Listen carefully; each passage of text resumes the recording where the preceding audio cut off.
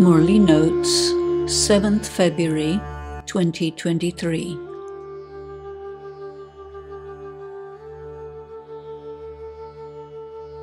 Perception and conception. There are two ways of knowing. One is via sense perception, which is the normal, conventional basis of drawing conclusions or conceptualizing what is real. The other is incorporeal knowing. Through sense perception, you can know Krishna, but you cannot know incorporeal God through sense perception. The soul can know the Supreme Soul.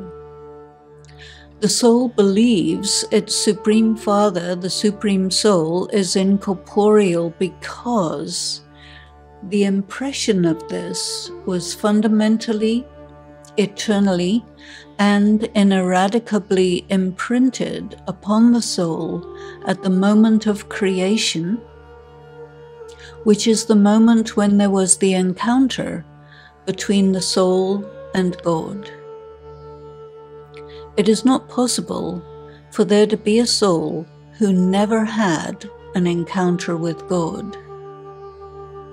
By definition, the soul is a child of God, and by that definition, there must be an encounter once every kalpa. Regardless of their religion, regardless of whether or not a person believes in God, the above definitions are fixed eternally and cannot be changed. This is a law of spirituality. It has no connection with perception, but it is a matter of conception and comprehension. Due to God being invisible, it is not possible to sustain focused remembrance. This is because the Tamopradhan intellect can work with sense impressions, but not with concepts.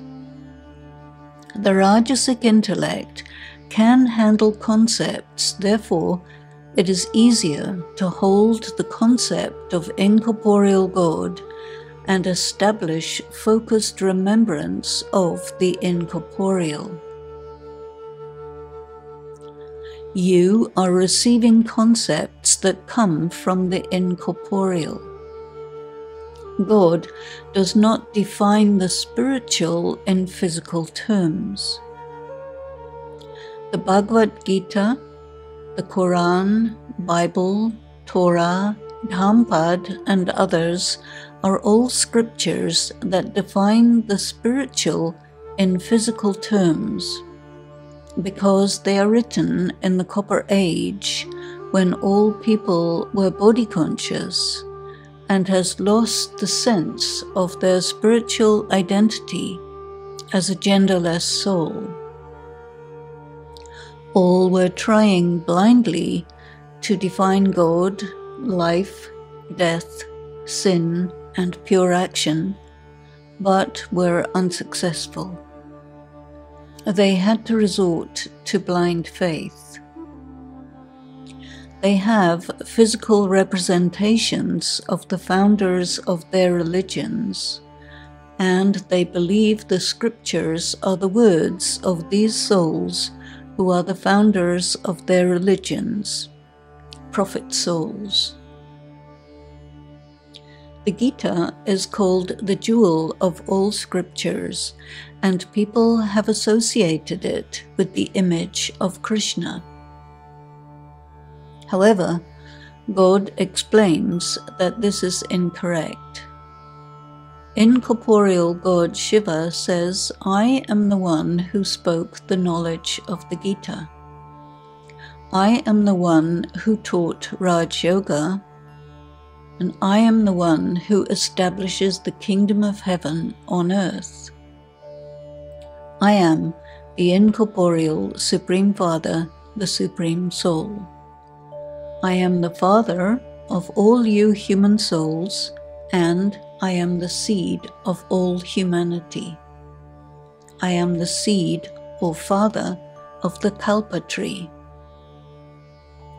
All souls, regardless of their religion, are connected with me, the seed. Krishna cannot be defined as the seed of the Kalpa tree, nor can he be described as the creator. The same applies to all founders of all religions.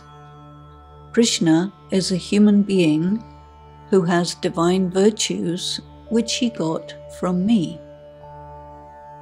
God is not a human soul or a human being, nor does he have a body of his own. Therefore, there can be no face that is God's own face.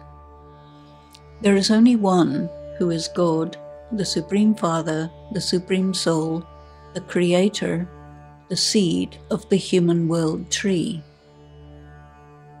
He has no physical form and cannot be represented by any human or animal form. God says, I come every kalpa after every 5,000 years at the confluence of kalpas. All the people of all the religions, including atheists, will get an encounter with me, which will seal their relationship, and they will recognize that they are my children. I am the one that every person calls God. If you claim that Krishna is God, then you are completely unable to know God. Therefore, to lead people astray into thinking that Krishna is the person who spoke the Gita is the greatest mistake of all. It is a mistake because it makes people think that God can be perceived by sense perception, and this is not possible. It makes people think that God is a male, but God is genderless. It makes people think that God is an Indian deity, but God is not. It makes people think that the Gita is just another religious scripture spoken by a prophet soul or founder of a religion. But the Gita is spoken by God and not by a prophet soul or any human being.